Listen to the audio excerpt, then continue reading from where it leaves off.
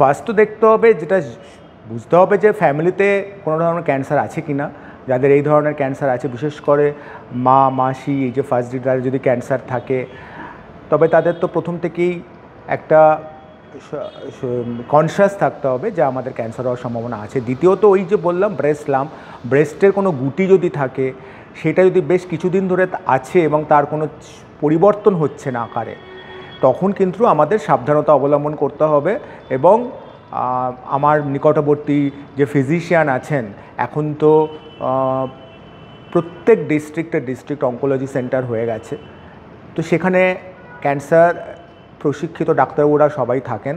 তো সেখানকার যে আউটডোর হয়, সেখানে গিয়ে কিন্তু আমি প্রত্যেক মায়েদের বলবো যে তারা যেন সেই আউটডোরে গিয়ে তার যে যদি কোনো উপসর্গ থাকে, যে ব্রেস্টের মধ্যে একটি লাম্প আছে, স্তনে কোনো একটি টিউমার আছে, বেশ অনেক দিন ধরে আছে, কমছে না, তারা কিন্তু অবশ্যই ডিস্ট্রিক্ট অঙ্কোলজি সেন্টারে বা কোনো শল্য চিকিৎসকের কাছে গিয়ে দেখাবেন।